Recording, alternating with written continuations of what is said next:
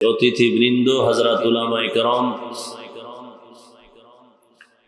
অত্র অঞ্চলের বিভিন্ন জায়গা থেকে আগত আল্লাহ পাকের আশিকিন, জাকিরিন, শাকিরিন, মুহিব্বিন, মুরব্বিয়ান এজাম, কলিজার টুকরা আমার সমবয়সী যুবক বন্ধুগণ, স্নেহের ছোট ভাই, পর্দার আড়ালে মাইকের আওয়াজ শ্রবণরত সম্মানিত মা ও বোনেরা, আল্লাহ পাকের দরবারে শুকর যে আল্লাহ পাক এ ফিতনার যুগে হাজারো লাখো মানুষের ভেতর থেকে বাছাই করে পৃথিবীর শ্রেষ্ঠ মজলিস, উলামায়ে আহলে হকের মজলিস, গুনাহ মাফের মজলিস, তওবা কবুলের মজলিস,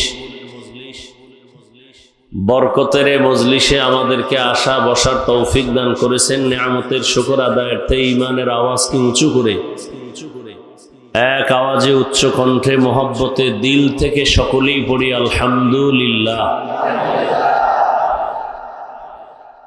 দরুদ ও সালাম সৈয়দুল মুরসালিন, রাহমাতুল লিল আলামিন, শফিউল মুজনিবিন, খাতামুন নবিয়্যিন, সৈয়দুস সাকালাইন, ইমামুল মুরসালিন, শফিয়ে আযম, রাসূল আকরম, রহমত আলম, নবীউল আরব আল আজম, হাবিবে কিবরিয়া, আশরাফুল আম্বিয়া, সৈয়দুল আম্বিয়া, শফিয়ে মাহশর, সাকিয়ে কৌসর, আকায়ে নামদার, মদিনা কা তাজদার, आफताब नबूवत, फ़ख्र मौजूदात, सैयदुल मखलूक़ात, हज़रत मुहम्मदुर रसूलुल्लाह।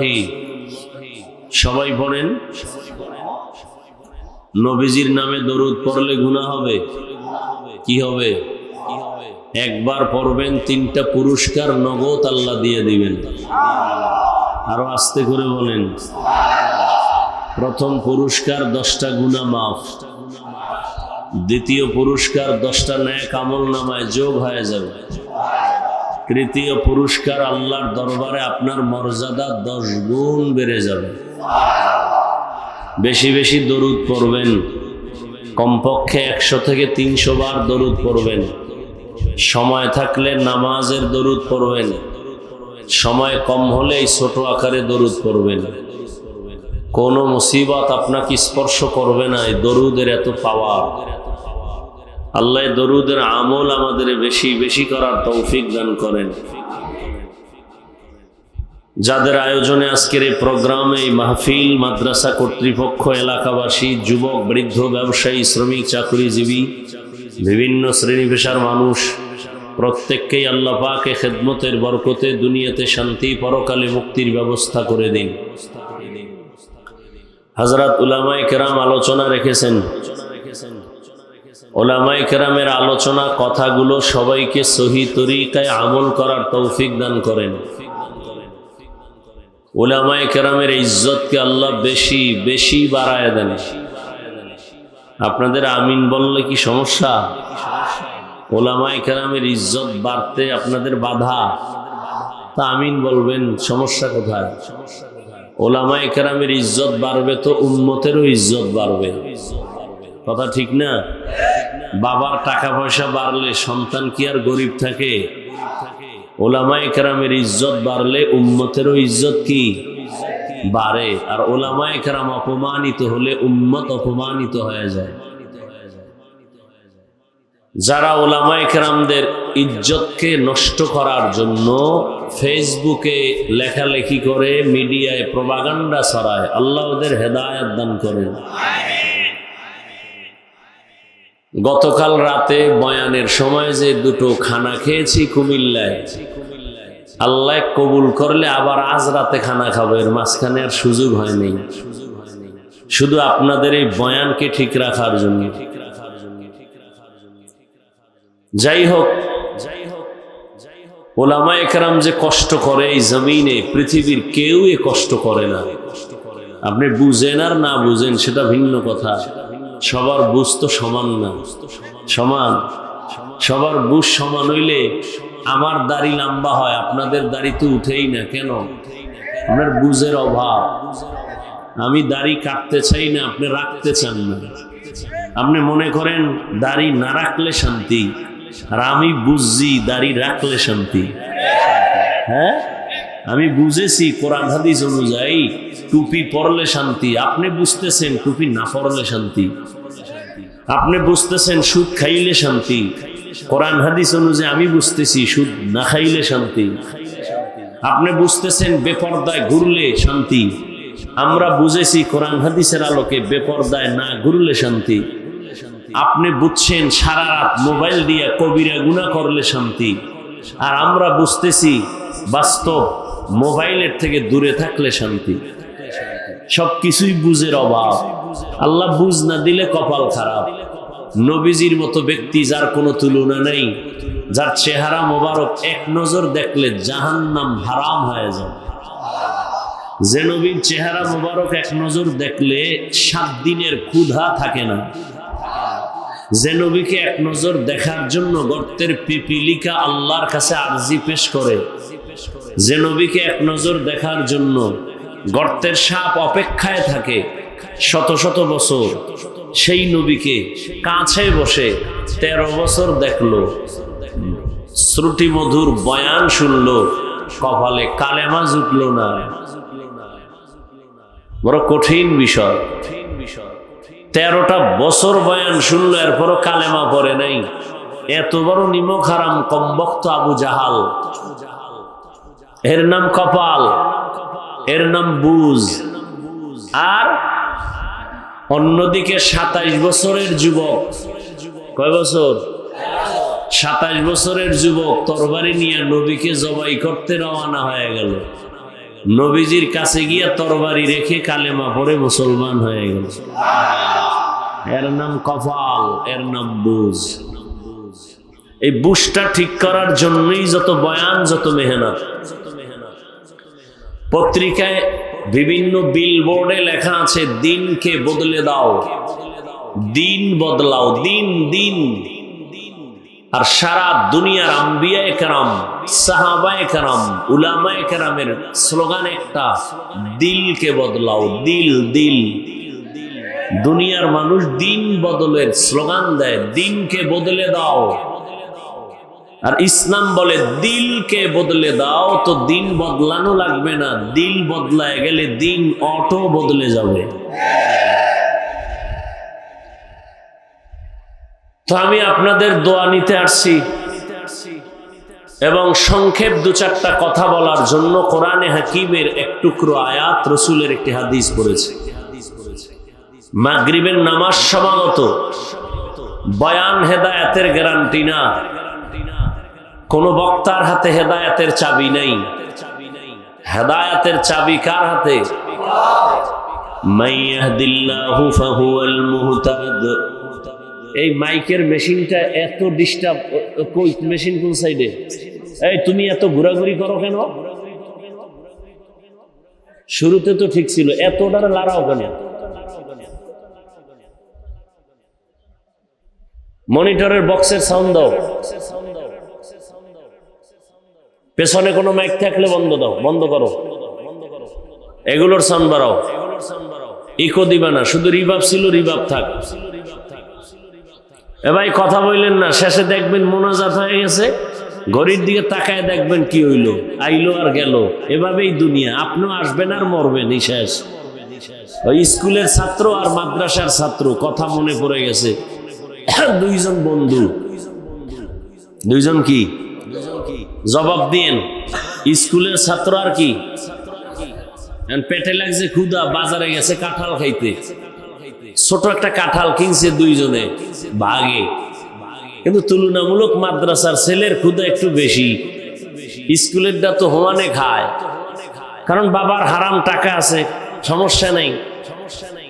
মাদ্রাসার ছেলেটার ক্ষুধা কি, কাঁঠাল কিনছে 2 বন্ধু সমান ভাগে সমান খাবে। মাদ্রাসার ছাত্রের জ্ঞান বেশি স্কুলের ছাত্রের তুলনায়। ও চিন্তা করলো আমি একটু বেশি খাইতে মনে চাই, কিন্তু বুদ্ধি কি, সরাসরি খাইলে তো একটা বেইনসাফি। কথার কথা আবার কইবেন যে ঘটনা কোন কিতাবে আছে, কোন কোরআনের আয়াতে আছে, এটা পাবলিক বড় নষ্ট। উদাহরণ দেয়, একটা আসল বস্তু জিনিসকে বুঝাবার জন্য একটা উদাহরণ টানে। উদাহরণটা বাস্তবের সাথে অনেক সময় মিলে, অনেক সময় মিলে না। ছাত্র মাদ্রাসার বুদ্ধি করলো, যার একটা ঘটনায় ফালাই দিল। এবার কয় বল, তোর দাদা আসেনি? কয় নাই। কয় মরে গেছে? কত কেমনে মরছে, ঘটনাটা শুনে। এবার স্কুলের ছেলেটা দাদার গল্প শুনাইতেছে। আমার দাদা হঠাৎ অসুস্থ হয়ে গেল, দ্রুত বাবাকে টেলিফোন করা হলো। মাদ্রাসার ছেলে কিন্তু কাঁঠাল খাইতেছে, আর ঘটনার ফাঁকে ফাঁকে 2-1 কোষ। এভাবে তারপর কয় অ্যাম্বুলেন্স আনলো বাবায়, তারপর ডাক্তারের কাছে নিল, হসপিটালে নিল, এক হসপিটাল থেকে ফেরত দিল, আর এক জায়গায় নিয়ে গেল। হ্যাঁ, বলতে থাক। পরে মোটামুটি সুস্থ হয়ে বাড়িতে আসলো। আসার পরে আবার কিছুদিন সুস্থ, আবার অসুস্থ। এর পরে আবার টেলিফোন, আবার অ্যাম্বুলেন্স, আবার হসপিটাল। বলতে থাক। বলতে বলতে বলতে বলতে কাঁঠালের 3 ভাগের 2 ভাগ শেষ। 1 ভাগ আছে, কয় আর শেষ নেই? কয় হ্যাঁ শেষ। স্কুলের ছেলে কয় বন্ধু, এবার তোর দাদার মরণের কাহিনীটা কও। আমার দাদার মরণের কাহিনী তেমন বড় না। আমার দাদা দেখলাম হঠাৎ পড়লো আর মরলো।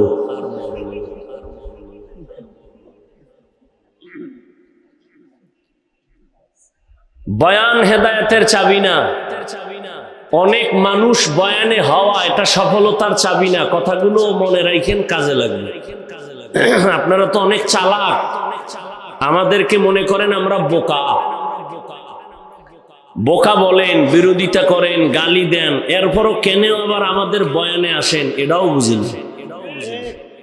তাও বুঝি না।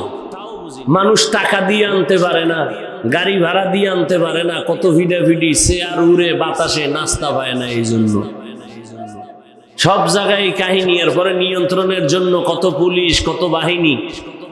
আর এখানে টাকা নাই, পয়সা নাই, খানা নাই। জোহরের আগে আসছে অনেকে, দুপুরের খানা অনেকে আমার মতো খায় নাই। আছে না? বসার বিছানাও ভালো না। নিয়ন্ত্রণের জন্য কোনো পুলিশ নাই, কিচ্ছু নাই, কোনো বাহিনী নাই, সব চুপচাপ।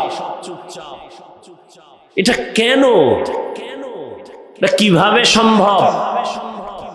একমাত্র জবাব, পৃথিবীর শ্রেষ্ঠ ধর্ম ইসলাম, ইসলামের শ্রেষ্ঠ প্রবর্তক রহমতুল্লিল আলামিনের আদর্শ মানার কারণেই এটা সম্ভব। প্রমাণ করে দেয় ইসলাম একটা শান্তির বার্তা বহন করে। ইসলাম সন্ত্রাস সমর্থন করে না, ইসলাম দুর্নীতিবাজ সমর্থন করে না, ইসলাম চাঁদাবাজি সমর্থন করে না, চুরি ডাকাতি সমর্থন করে না। এজন্য সব দুর্নীতিবাজ, চাঁদাবাজ, সব সন্ত্রাসীরা ইসলাম চায় না। এই জন্য সবাই তো হুজুর ইসলাম শান্তি বলে, কিন্তু মুখে বলে, কাজে নাই। হুজুরেরা ভোট চাইলে ভোটের আগের রাত্রে হাদিয়া ভাইয়া অন্যদিকে কেবলা ঘুরাইয়া দেয়। হুজুরগো দিবে না, কারণ চোর, বাটপার, বদমাস, জিনাকার, মদখোর, সুদখোর, এরা চায় না আলেম আসবে। আসলে চোরের চুরি বন্ধ হয়ে যাবে। আলেম যখন আসবে, আমাদের দেশে কিন্তু কয়েকজন আলেম চেয়ারম্যান আছে, বর্তমানে আছে না? মুফতি হেদায়েতুল্লাহ আজাদি দামাত বারাকাতুহুম, বিবারিয়া আছে আমজাদ হোসেন আশরাফি দামাত বারাকাতুহুম, আরো অনেক আছে। খোঁজ নেন, সারা দেশের চেয়ারম্যান এক পালায় দেন, আর উলামায়ে কেরামের খোঁজ নেন ইউনিয়নের কি হালাত। আল্লাহ সবাইকে হেদায়েত দান করুন। তো যাই হোক, আল্লাহ পাক আমাদের উলামায়ে কেরামের ইজ্জত বাড়ায় দেন। যে আয়াত আমি পড়েছি, আপনারা কোরআন শরীফ পড়তে না জানলেও আয়াতটা মুখস্থ অনেকেই পারেন। ওয়ামা আরসালনাকা ইল্লা রাহমাতাল লিল আলামিন। আল্লাহ বলেন, হে রাহমাতুল লিল আলামিন, হে রাসূল করিম সাল্লাল্লাহু আলাইহি ওয়া আলিহি ওয়াসাল্লাম, আমি আপনাকে পৃথিবীতে প্রেরণ করি নাই, হ্যাঁ করেছি জগৎ সমূহের রহমত হিসেবে। হাদিস পড়েছি, নবী বলেন কুল্লু উম্মতি ইয়াদখুলুনাল জান্নাতা ইল্লা মান আবা, সব উম্মত জান্নাতে যাবে। নবী বলেন যারা আমি মুহাম্মদকে মানবে না, অস্বীকার করবে, তারা জান্নাতে সহজ হয়ে যাবে না। কিলা মান আবা, সাহাবায়ে কেরামদের মধ্য থেকে কেউ প্রশ্ন করলেন নবী আপনাকে অস্বীকার করে তারা কারা? ক্বালা, নবীজি বললেন মান আতাআনি দাখালাল জান্নাতা ওয়া মান আসানি ফাকাদ আবা। খুব খেয়াল করেন, নবীজি বললেন যে আমার অনুসরণ করবে, অনুকরণ করবে সে জান্নাতে যাবে, যে আমার বিরোধিতা করবে সে জাহান্নামে যাবে। ভাই মনিটরের সাউন্ড বাড়াও না আল্লাহর রাস্তে, ভালো করে বুঝার চেষ্টা করেন। এখানে যারা বসে আছেন সবাই কিন্তু নবীর আশিক। একজনকে যদি আঙ্গুল দিয়া বলা হয় তুমি নবী মানো না, লোকটা বড় রাগ করবে। অথচ কে নবী মানে, কে নবী মানে না। আমি দাড়ি রাখিয়া বলি নবী মানি, এজন্য রাখলাম। আপনি পর্দা না করিয়াও বলেন নবী মানি। আমি নামাজ ছাড়া নবী মানতে পারি না, নামাজ পড়ি নবী মানি এই জন্য। আর আপনি নামাজ বাদ দিয়েও বলেন নবী মানি। এখন এই দ্বন্দ্বের নিরসন কেমনে হবে? রহমতের নবী ১৫০০ বছর আগে সমাধান করে গেলেন। ও উম্মাত, ভালো করে বুঝে নাও, জমিনে কে আমাকে মানে কে মানে না তার সঠিক সমাধান নাও। নবীজিকে প্রশ্ন করলেন সাহাবায়ে কেরাম, সব উম্মত জান্নাতে যাবে, যারা আপনাকে অস্বীকার করে তারা যাবে না। নবী একটু বলবেন কারা আপনাকে অস্বীকার করে? রহমতের নবী বললেন ও সাহাবায়ে কেরাম ভালো করে জবাবটা শুনেন। নবীকে প্রশ্ন করা হলো কারা আপনাকে অস্বীকার করে বলেন। নবী এই জবাব দেওয়ার আগে মোহাব্বতের একটা আওয়াজ দিয়ে বললেন যারা আমার অনুসরণ করবে তারা জান্নাতে যাবে। প্রশ্ন ছিল কারা আপনাকে অস্বীকার করে মানে না। নবী ওই জবাবটা একটু পরে নিয়ে আগে বলতেছেন যে আমার অনুসরণ করবে সে জান্নাতে যাবে। এবার আমাকে একটু আপনারা জবাব দেন, যারা নবীর অনুসরণ করবে তারা জান্নাতে যাবে, বিপরীত কথাটা কি দাঁড়ায়? যারা নবীর অনুসরণ করবে না তারা জান্নাতে যাবে না। কিন্তু নবী এমনটা বলেন নাই। নবী বলছেন কি বলে? যারা আমার বিরোধিতা করবে তারা জাহান্নামে যাবে। খুব খেয়াল করেন, হিংসার বাসা লইয়া বয়ে রইছেন। দুই এক ওয়াক্ত নামাজ পড়া বেনামাজিরে সি করে তাড়ায় দেন। গুড়া মাছ খান তো এই জন্য দিল ছোট। মাছের মাথা খাইবেন, মাথা 5 কেজি হয়ে যাবে। গরুর কলিজা খাবেন, খাসির কলিজা খাবেন, কলিজা বড় হবে। দিলকে বড় বানান। একজনকে ধাক্কা দিয়া দূরে সরানো সহজ, বুকে লাগাইয়া আলিঙ্গন করা বড় কঠিন। রহমতের নবী আমার হৃদয়টা দিয়া সব মানুষকে বুকে টেনেছেন, কাউকে দূরে সরায় দেন নাই। এজন্য নবী বলেন যে আমার অনুসরণ করবে সে জান্নাতে যাবে। বিপরীত কথা দাঁড়ায় যে অনুসরণ করবে না সে জান্নাতে যাবে না। নবী এমনটা বলেন নাই, বললেন কি যারা আমার বিরোধিতা করবে তারা জাহান্নামে যাবে। এখান থেকে কি বুঝলেন? নবীর আদর্শ যারা মানে না তারা 2 দল। কয় দল? মুখস্থ করেন, কামে লাগবে। কিলাকিলি কিছু বন্ধ হবে, মুখস্থ করেন। হিংসা কমবে, মুখস্থ করেন। নবী বললেন যারা আমার অনুসরণ করবে জান্নাতে যাবে, যারা করবে না জাহান্নামে যাবে। কথাটা এমন না যারা নবীর আদর্শ মানবে না তারা জাহান্নামে যাবে, কথাটা এমন না। বলে কেমন? বলে যারা বিরোধিতা করবে তারা জাহান্নামে যাবে। এখান থেকে স্পষ্ট যারা নবীর আদর্শ মতো চলে না তারা দুই দল, একদল দরদি আর একদল নবীর বিরোধী, একদল আগ্রহী আর একদল হলো নবীর বিদ্রোহী। যেমন আমি এখান থেকে উদাহরণ দেই, কথার কথা। কোন একটা যুবকের যদি জিজ্ঞাসা করি, এ যুবক, নবীর আদর্শে কেন দাঁড়িয়ে রাখো না, নামাজ পড়ো না বল?